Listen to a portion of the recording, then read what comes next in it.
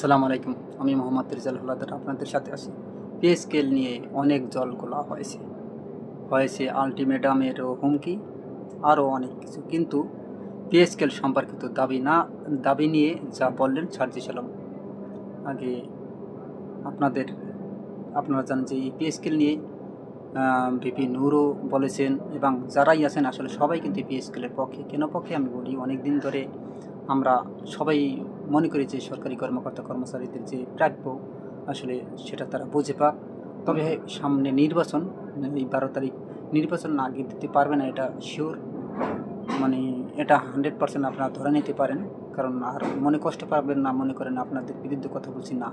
তবে আসুন সার্জিস আলম কী বলেছে সেটা নিয়ে আপনাদের সাথে পত্রিকা থেকে, কালবেলা পত্রিকা থেকে একটু পড়ি, তারপর পরে বিশ্লেষণ করব।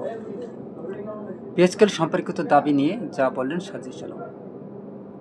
জাতীয় বেতন কমিশন 2025 এর সুপারিশকৃত নবম পে স্কেল ও গেজেট প্রকাশের দাবিতে পঞ্চগড়ে অবস্থান ও বিক্ষোভ কর্মসূচি পালন করেছে চতুর্থ শ্রেণীর কর্মচারীরা। মঙ্গলবার 3 ফেব্রুয়ারি বেলা 1টায় বাংলাদেশ চতুর্থ শ্রেণীর সরকারি কর্মচারী সমিতি পঞ্চগড় জেলা শাখার ব্যানারে পঞ্চগড় জেলা প্রশাসকের কার্যালয় থেকে এ বিক্ষোভ মিছিল বের হয়। পরে শহরের প্রধান সড়ক প্রদক্ষিণ করে পঞ্চগড় চৌরঙ্গি মোড়ে পঞ্চগড় ঢাকা জাতীয় মহাসড়কে অবস্থান কর্মসূচি ও বিক্ষোভ মিছিল পালন করায় তারা।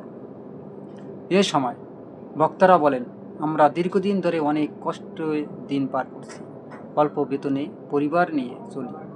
আমাদের নবম পে স্কেল দ্রুত বাস্তবায়ন করা হোক, দাবি মানা না হলে কঠোর আন্দোলনে যাব। বাংলাদেশ চতুর্থ শ্রেণীর কর্মচারী সরকারি সমিতি পঞ্চগড় জেলা শাখার সভাপতি নূরে আলম, সাধারণ সম্পাদক রবিউল ইসলাম ও সাংগঠনিক সম্পাদক আমিনুর রহমান সহ চতুর্থ শ্রেণীর সরকারি কর্মচারীরা উপস্থিত ছিলেন।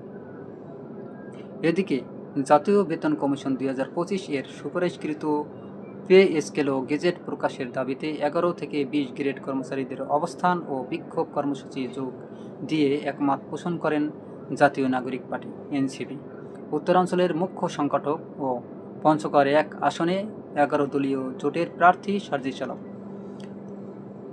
তিনি অন্তর্বর্তী সরকারের সময় নির্বাচনের পূর্বে পে স্কেল ও গেজেট প্রকাশের দাবি জানিয়ে বলেন, 2024 সালে অভ্যুত্থানের যে শব্দটি গুরুত্বপূর্ণ ছিল সেটি হলো সংস্কার। যদি আমাদের দেশটাকে ঠিক দিকে নিয়ে যেতে চাই, দেশটাকে সংস্কার করতে চাই, তাহলে সবার আগে আমাদের পলিসিকে সংস্কার করতে হবে।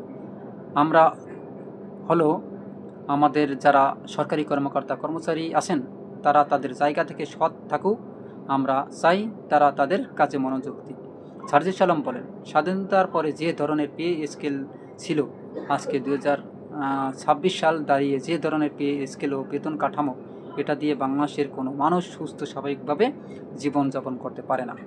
আমরা যদি সিস্টেমের সংস্কার করতে চাই, মানুষগুলোকে দেশের সেবায় সর্বোচ্চ নিয়োজিত হিসেবে দেখতে চাই, তাহলে একজন মানুষের জীবনযাপনের জন্য স্ট্যান্ডার্ড যতটুকু বেতন দরকার সেতটুকুই নির্ধারণ করে পে স্কেল বাস্তবায়ন করা উচিত। তবে চমৎকার একটা কথা বলছেন, সে কোন দল করুক সেটা কিন্তু বড় কথা, যুক্তি দিয়ে কথা বলাটাই সবচেয়ে একটা বড় ব্যাপার। সুপ্রিয় দর্শক, সার্জিস আলম যে চিন্তা তারা করেছেন, তিনি কিন্তু একটা পয়েন্ট বলেছেন, কি জানেন, যে সরকারি লোকের প্রত্যেকটা জায়গা থেকে সৎ থাকা উচিত। এটা কিন্তু চমৎকার কথা। সুপ্রিয় দর্শক, সার্জিস আলম কোন পয়েন্টে কথাটা বলেছেন আপনারা খেয়াল করুন। সে বলেছে যে বর্তমান সরকারি কর্মকর্তা কর্মচারীদের এমন একটা সম্মানী ভাতা দেওয়া হোক যাতে তারা সৎভাবে জীবনযাপন করতে পারে। তার মানে হলো কোনো লোক যাতে এমন একটা সম্মানী ভাতা তাদের দেওয়া হোক, বেতন দেওয়া হোক, যাতে তাদের দুর্নীতি করে না লাগে। দেখেন, ইচ্ছাকৃতভাবে কোনো মানুষই দুর্নীতি করতে চায় না, ঘুষ খাইতে চায় না, কিন্তু পরিস্থিতি যখন মানুষের দাঁড় করায় তখন তারা ঘুষ খায়। দেখেন, আপনারা চাকরি থেকে আগে আপনারা যে সাবেক শেখ হাসিনার টার্মে আমরা শুনেছি যে 14 লাখ 15 লক্ষ টাকা লাগে একটা পুলিশের চাকরিতে, সাধারণ সিপাহি। তাহলে মনে করেন 14-15 লাখ টাকা যদি ঘুষ দিয়ে চাকরি লওয়া লাগে, তাহলে তার এই 15 লক্ষ টাকা কয় বছরে ওঠে? বেতন কত জানেন?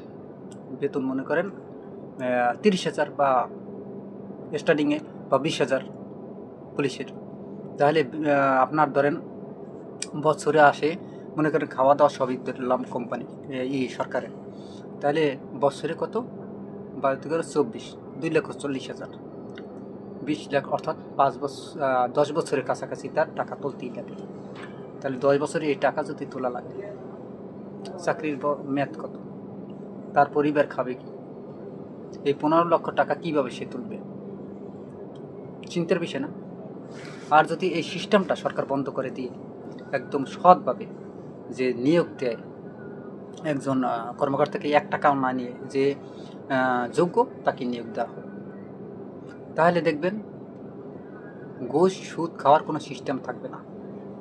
হ্যাঁ, তারপরেও যদি কোনো ব্যক্তি ঘুষ খায়, তাহলে যদি হাতে নাতে তাকে ধরা হয়, তাকে এমন একটা শাস্তি দেওয়া হয়, যেমন তাকে চাকরি থেকে বাদ দেওয়া হবে সারা জীবনের মতো, এবং পেনশন ভাতা কোনো কিছুই তারা পাবে না, বরং আর একটা বড় ধরনের অ্যামাউন্ট তার জরিমানা করে তাকে বহিষ্কার করা হবে। দেখবেন 1-2 জন যদি এরকম করে, তারপর আর কেউই সহজে ঘুষ খাবে না, কারণ ওই যে ভয়। এবং আরও কিছু সিস্টেম আছে সরকারি অফিসগুলোতে, যেমন লাল ফিতার দূরত্ব আপনারা যেটা বোঝেন। দেখেন, একটা ফাইল এক টেবিল থেকে আর এক টেবিলে যায় কেন? টাকার জন্য। এটা অমুক তলায় গিয়ে বসে থাকতে হবে না, 500 টাকা দিলে সাইন, 500 টাকা দিলে সাইন, 2,000 টাকা দিলে সাইন, 5,000 টাকা দিলে সাইন, সাইন না। এগুলোও কমানো হবে। এখান থেকে 10 থেকে 12 জন সারা বাংলাদেশ থেকে দেখে সব জায়গায় টিভি বসানো থাকবে। যদি কেউ নাই এরকম প্রমাণ হয়, সাথে সাথে তাদের বহিষ্কার, একটা বিশাল অঙ্কের এমন জরিমানা করে, একদম রেশন পাশন সব কিছু বহিষ্কার করে, তার সে জন্য কোনো ফ্যাসিলিটি পায় না, এবং তার পরিবার থেকেও যে কেউ ফ্যাসিলিটি পায় না সরকারি চাকরি করাবে। তাহলে দেখবেন একদম সোজা হয়ে যাবে, আর কেউ এরকম খাবে না, কারণ কেউ ভবিষ্যৎ কলঙ্কিত করতে চাবে না। দেখেন, এই আইনগুলো যতদিন আপনারা করবেন না, ততদিন পর্যন্ত এই বাংলাদেশের মানুষ শান্তিতে থাকতে পারবে না। সবাই ঘুষ রক্তে মানুষের মিশে গেছে, আর এই ঘুষটা শিখিয়েছে এই কারা তা জানি না। দেখেন, একটা আপনারা জানেন যে বর্তমানে বাংলাদেশের যে লোক আগে শ্রমিক নিত অনেক, সারা বিশ্বে যেত, কিন্তু এখন ইদানিং বন্ধ করে দিয়েছে। কেন জানেন? তারা 2 নম্বরিতে বিশ্বের মধ্যে এখন শ্রেষ্ঠ। দেখেন, বিদেশে একজন লোক যাবে, সে ভুয়া ডাক্তারি সার্টিফিকেট দিয়ে তারপর গেছে, তারপর প্রমাণ হয় যে তিনি কিছু লেখাপড়াই করেন না ডাক্তারি। মানুষের অবিশ্বাস হয়েছে না? ইউরোপ কান্ট্রির এনআইডি এক মহিলা এই কাম করছে। যাই হোক, আবার অনেকে গাড়ির ড্রাইভিং নিয়ে লাইসেন্স নিয়ে যায়, সে গাড়ি চালাইতে পারে না, সে লাইসেন্স দিয়েছে ড্রাইভারের। তারপর তখন তিনি যে দেশে যায়, সে তখন গাড়ি ড্রাইভ করতে বলে পারে না। মানুষের অবিশ্বাস হয় না? এই সব কারণে আসলে বাংলাদেশের পরিস্থিতিটা এরকম। অর্থাৎ আমাদের শিক্ষক থেকে শুরু করে সমাজের একদম নিম্ন শ্রেণী থেকে টপ পর্যন্ত সব জায়গায় পরিবর্তন আনা সম্ভব, যদি সুশিক্ষায় সবাইকে শিক্ষিত করা যায়। দেখবেন, একজন খেটে খাওয়া মানুষ কখনো চুরি করবে না, সে পরিশ্রম করে খাবে, কারণ চুরি করা কিন্তু একটা ভালো পেশা না। আবার দেখবেন যে অনেক সরকারি কর্মচারীরা দেখবেন, যারা মানে বড় লেভেলের, তারা কিন্তু ঘুষ খায়। এখন এটা পেশা হয়ে গেছে তাদের যদি কয়েকজনকে শাস্তি দেওয়া হয় ধরে ধরে, দেখবেন তারা আর ঘুষ খাবে না। এবার আসি পে স্কেলের। দেখেন, পে স্কেল এখন বর্তমানে কিন্তু সময়ের দাবি, কারণ এখন বর্তমানে বাজার বৃদ্ধির, অর্থাৎ যেরকম চলতেছে, তাতে সরকারি কর্মচারীদের বেতন বাড়ানো উচিত বলে আমরা মনে করি। কারণ আপনারা জানেন যে তাদের এখন বর্তমান বাজার অনুযায়ী যে বেতন দেওয়া হয়, যারা নিম্ন একদম নিচের স্তরে চাকরি করে, তাদের কিন্তু পরিবার নিয়ে 4 জন বা 6 জনের পরিবার নিয়ে কিন্তু চলতে খুব কষ্ট হয়ে যায়। তাই পে স্কেলটা এখন সময়ের দাবি।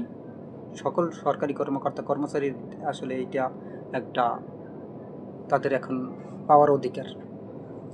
তবে সরকারি চাকরিজীবীর জন্য নতুন পে স্কেল ঘোষণা না করলেও পরবর্তী সরকারের পক্ষে তা বাস্তবায়নের পথ সহজ করে যাচ্ছেন বলে জানিয়েছেন অর্থ উপদেষ্টা সালেউদ্দিন আহমেদ। মঙ্গলবার ৩ ফেব্রুয়ারি সচিবালয় সরকারি ক্রয় সংক্রান্ত উপদেষ্টা পরিষদ কমিটির সভা শেষে সাংবাদিকদের এই কথা বলেন অর্থ উপদেষ্টা বলেন, মূল বেতন দ্বিগুণের বেশি বাড়ানোর সুপারিশ করে জাতীয় বেতন কমিশন যে প্রতিবেদন দিয়েছে তা অত্যন্ত ভালো। কমিশনের সুপারিশগুলো পর্যালোচনার জন্য একটা কমিটি গঠন করে, যা অন্তর্বর্তী সরকার। সেই সঙ্গে বেতন কমিশনের দেয়া সুপারিশ বাস্তবায়নের জন্য প্রয়োজনীয় অর্থ বরাদ্দ থাকবে। তবে পরবর্তী সরকার পে স্কেল বাস্তবায়ন করবে কিনা এর সংখ্যায় থাকে।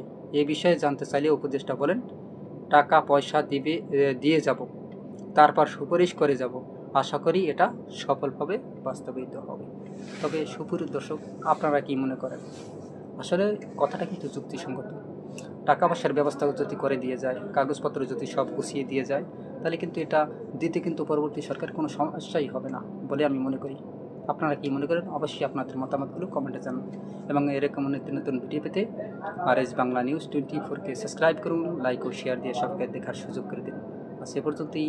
আসসালামু আলাইকুম রহমতুল্লাহি ওয়া বারাকাতুহু।